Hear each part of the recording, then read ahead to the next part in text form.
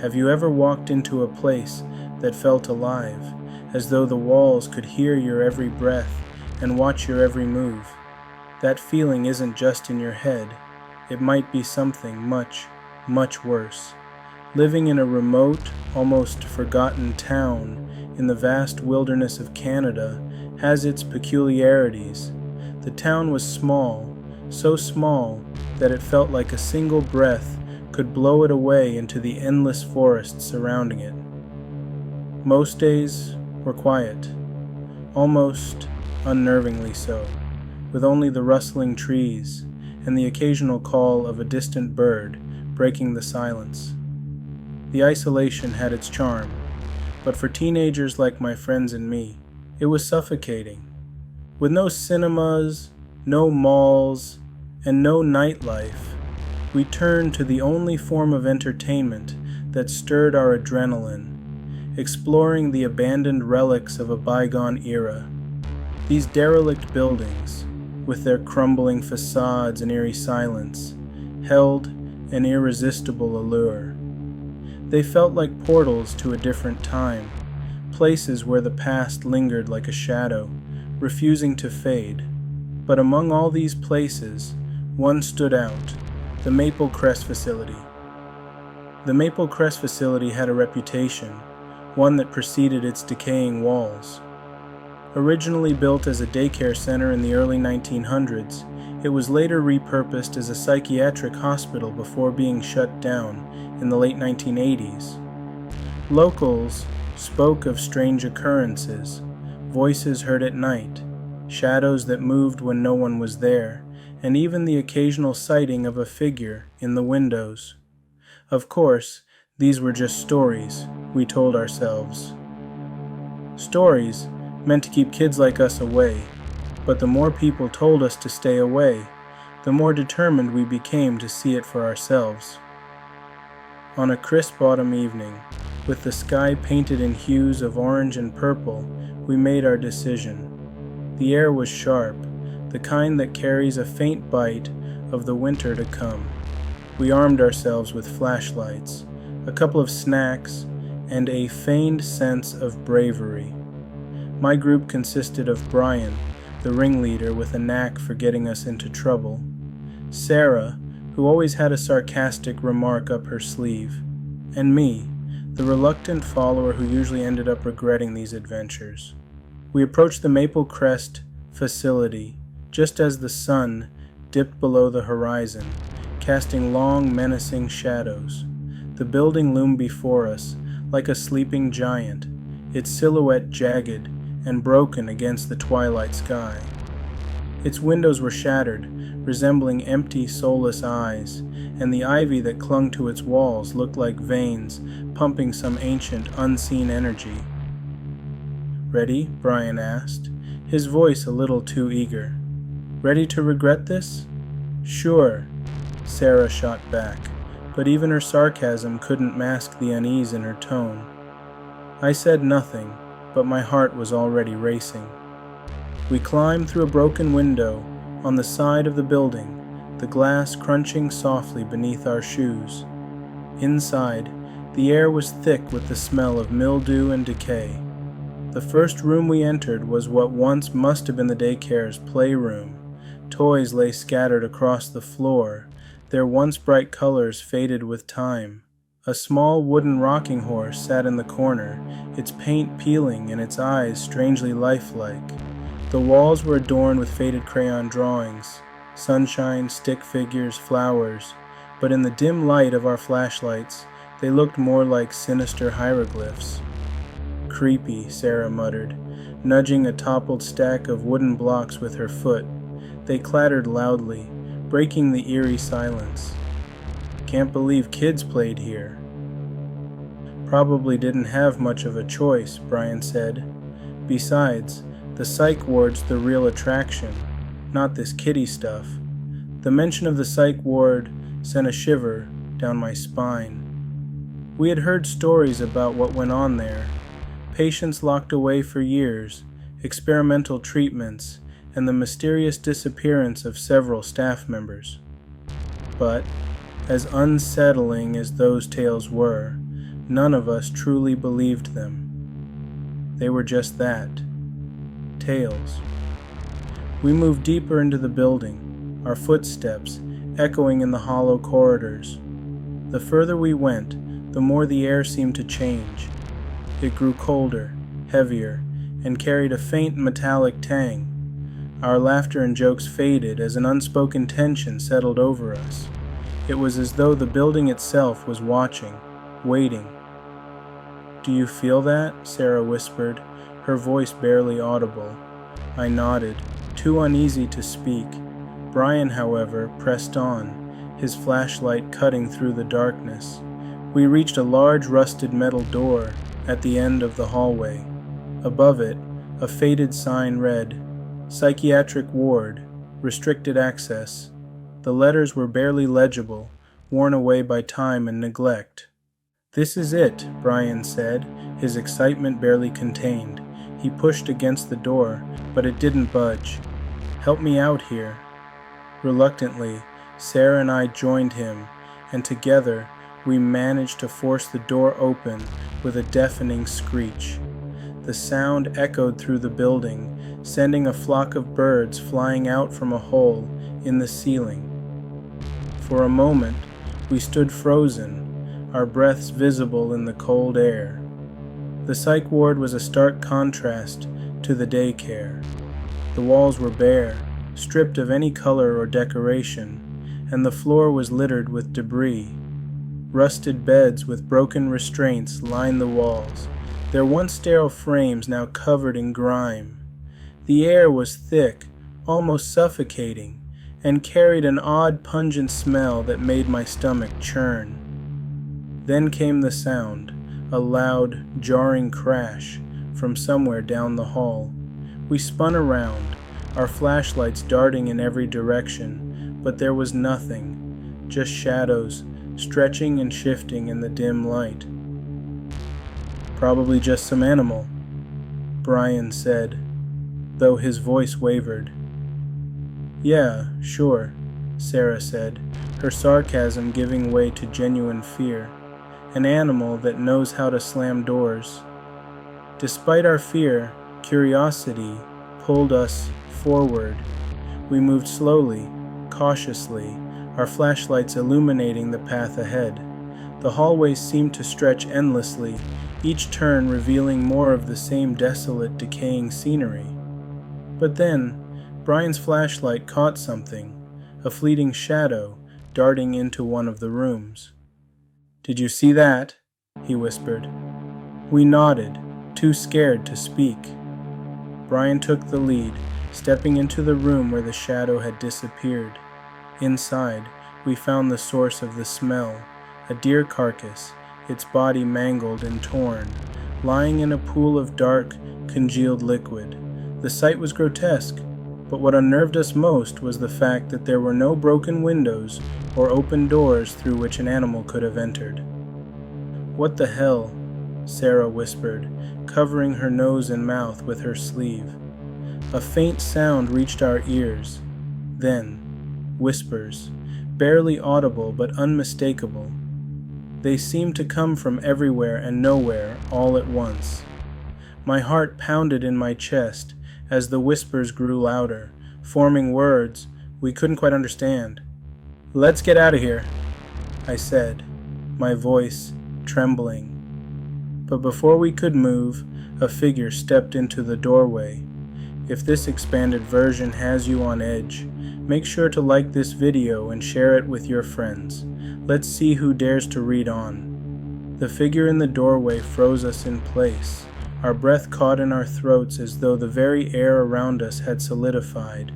His outline was barely visible in the dim light, but what we could see was enough to set every nerve in my body on edge. His clothes hung in tatters, stained with dark, crusted streaks.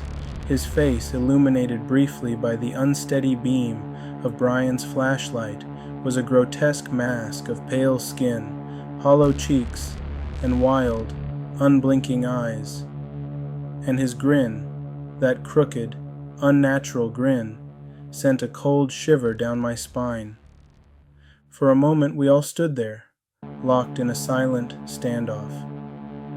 The only sound was the faint dripping of water from somewhere deep within the building, punctuated by the occasional creak of the floorboards beneath our feet. Then he spoke, his voice a low, rasping whisper that seemed to echo unnaturally in the narrow hallway. "Did you bring the offering?" The words hung in the air, heavy and incomprehensible. An offering? What was he talking about? None of us could answer. None of us could move. It was as if the sheer weight of his presence had paralyzed us. He took a step forward, and the faint squelching sound of his bare feet meeting the damp floor broke the spell. Brian acted first. "Run!" he shouted, his voice cracking as he shoved Sarah and me toward the hallway. The man's grin twisted into a snarl, and his raspy voice rose into an ear-splitting scream. "You can't leave!" The sound was like nails on a chalkboard, reverberating through the corridor and making the hair on the back of my neck stand on end. We bolted, our flashlights swinging wildly, their beams barely illuminating the path ahead. The man's footsteps thundered behind us impossibly fast, as if he were no longer bound by the limitations of the human body. "Go, go, go!" Brian yelled, his voice almost drowned out by the cacophony of pounding footsteps and the man's guttural screams. My lungs burned, my legs ached, but the adrenaline coursing through my veins pushed me forward. Every corner we turned, every hallway we stumbled through, felt like a labyrinth designed to trap us. The building seemed alive, its walls narrowing and stretching as if trying to keep us within. Finally, we burst into the daycare section, the change in atmosphere so jarring that I almost stumbled. The air was lighter here, though still tinged with the faint scent of decay. Brian slammed the door shut behind us, and we all pressed against it, our combined weight barely holding it closed as the man's fists pounded against the other side. "He's going to break through," Sarah cried, her voice trembling with panic. Her hands fumbled for something, anything, to barricade the door. She grabbed a rusted metal chair and wedged it under the doorknob. The pounding stopped, and for a brief, agonizing moment, there was silence. Then came the whispers. They weren't coming from the man. No, they were coming from everywhere. The walls, the floor, the ceiling. Faint, indistinct murmurs that seemed to crawl into my ears and settle in my brain. "Do you hear that?" I whispered, though I didn't need to ask. The terror on Brian and Sarah's faces told me they heard it too. The whispers grew louder, forming words that I couldn't quite understand. Then, the man's voice cut through them like a blade. "You can't leave," he growled, his tone low and venomous. "You belong to me now." The chair creaked, the door buckled, and with a deafening crash it flew open. The man stood there, his grin wider than ever, his eyes wild with a terrifying mix of rage and glee. Without thinking, we turned and ran, diving through the broken window we had climbed through earlier. The jagged edges of the glass cut into my hands and knees, but I barely felt it. The cold night air hit me like a slap, sharp and unforgiving, as we stumbled into the overgrown yard. We didn't stop running until we were deep into the woods, the facility fading into the shadows behind us. Even then, the whispers seemed to follow us, faint and insidious, carried on the wind. My heart pounded in my chest, each beat a reminder that we had escaped, but only barely. We finally collapsed onto the damp forest floor, gasping for air. None of us spoke for what felt like an eternity. The silence of the woods was oppressive, as though the trees themselves were holding their breath. My hands trembled as I gripped the flashlight, its weak beam flickering, as though it, too, was afraid. What was that?" Sarah finally whispered, her voice breaking. "I don't know," Brian replied, though his tone betrayed his uncertainty. "Just some crazy squatter, probably." I shook my head, unable to agree. There was something about the man, something unnatural. His movements, his voice, the way he seemed to melt into the shadows. It didn't make sense. None of it did. "We should tell someone," Sarah said, her voice steadier now but still tinged with fear. "The police, maybe. Or someone." Brian snorted. "Yeah, right. Hi, officer. We broke into an abandoned psych ward and got chased by a psycho who talks to shadows. They'll arrest us before they believe us." "Maybe they should," I muttered. My voice was low, but the words felt heavier than I intended. Brian and Sarah turned to me, their faces pale in the faint moonlight. "Maybe we deserve it. We shouldn't have gone there. That place, it's wrong." No one argued. The facility had left its mark on us, an invisible scar that burned beneath the surface. We didn't speak again as we made our way back to town. The streets were empty, the warm glow of streetlights offering little comfort. When we reached our homes, we parted ways without so much as a goodbye. Words felt inadequate, and none of us wanted to relive what had happened. That night, sleep didn't come easily. Every time I closed my eyes, I saw his face. Those wild eyes, that crooked grin, the way he had screamed like something out of a nightmare. And beneath it all, the whispers lingered, faint but persistent, like the echo of a terrible secret I wasn't meant to know. The next morning, I woke to a strange sensation, an overwhelming sense of being watched. My curtains swayed gently in the breeze, though the window was closed. On the windowsill, I found something that shouldn't have been there. A single, muddy footprint. If this extended version gave you chills, don't forget to like this video and share it with your friends. Let's see who's brave enough to read what happens next. The morning after our horrifying escape from the Maple Crest facility, I woke up feeling more exhausted than when I'd gone to bed. The nightmares had kept me tossing and turning all night, each one more vivid and chilling than the last. The man's voice, the whispers, the unrelenting grin, they were all etched into my mind like scars I couldn't erase. But the worst part wasn't the nightmares. It was the feeling that something was watching me, lingering just outside the edges of my consciousness. The curtains in my room swayed gently despite the closed window. The air was cold, unnaturally so, and my breath fogged the moment I exhaled. Then I saw it, the muddy footprint on my windowsill. My stomach dropped as I traced its outline with my eyes. It was unmistakably human, and it matched the ones we'd seen in the facility. I backed away, my pulse racing. Did he follow us? Was he outside now, waiting for the right moment to strike? I checked every lock in the house, my hands trembling as I turned the deadbolts. Once I was certain all the doors and windows were secured, I called Brian and Sarah. "Hello?" Brian's voice was groggy, irritated. Clearly, I'd woken him up. "Brian," I whispered, barely able to keep the panic out of my voice. "Check your windows, now." "What? Why?" "Just do it," I snapped louder than I intended. He muttered something under his breath but didn't hang up.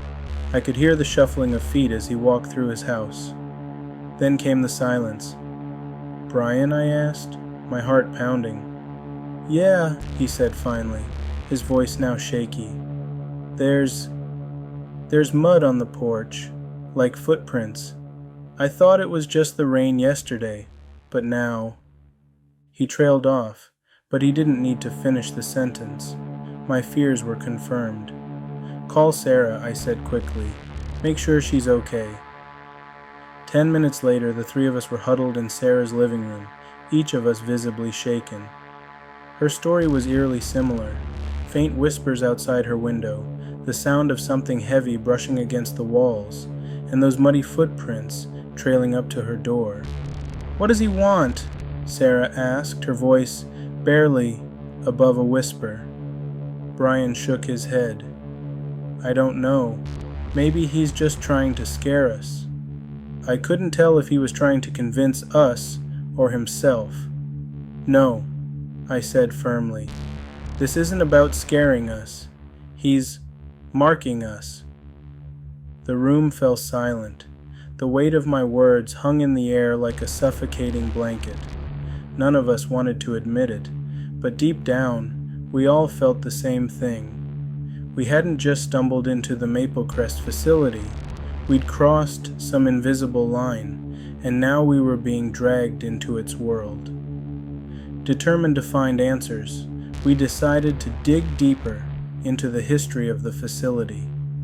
The local library was our first stop, its dimly lit interior and creaking shelves adding to the unease we already felt.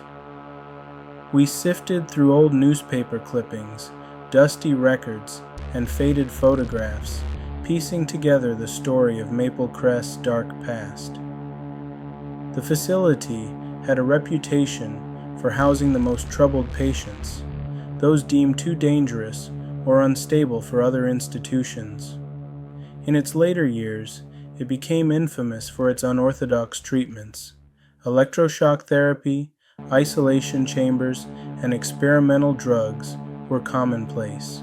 But the most chilling discovery came in the form of a single newspaper article from 1983. "Patient disappears during experimental trial," Sarah read aloud, her voice trembling. "Staff claim he was unaccounted for during routine checks. Facility remains under investigation." The accompanying photo sent a shiver down my spine. It was him, the man from the facility, his wide grin unmistakable even in the grainy black and white image. "They never found him," I said, my voice barely audible. "He's been there all this time." "But how?" Brian asked, his frustration evident. "It's been decades. How is he still alive?" The answer, we realized, didn't matter. What mattered was the fact that he was out there, watching us, waiting. We didn't want to go back, but we had no choice. If we didn't face whatever was happening, it would consume us. So, armed with flashlights, phones, and whatever courage we could muster, we made our way back to the Maple Crest facility.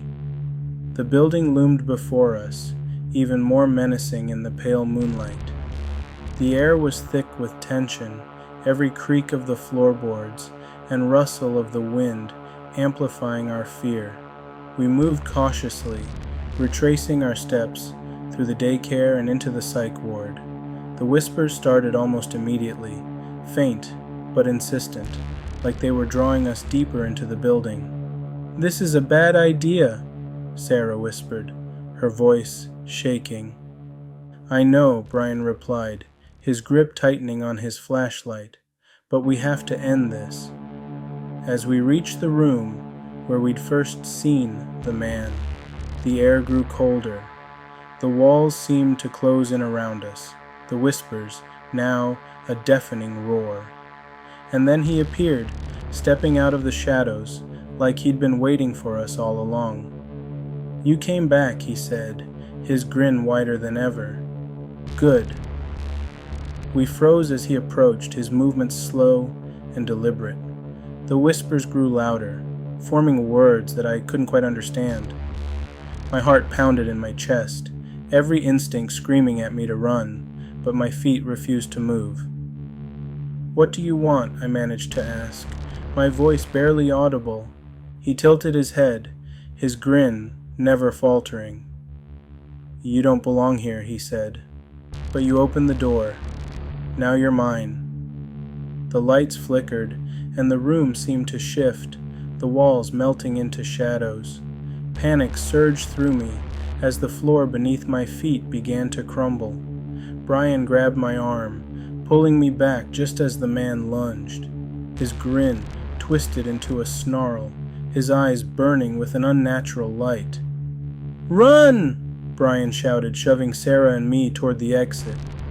The building seemed to come alive around us, the walls shaking and groaning as though trying to trap us.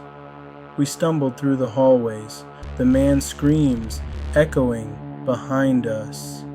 Somehow, we made it out, collapsing onto the cold, damp ground outside.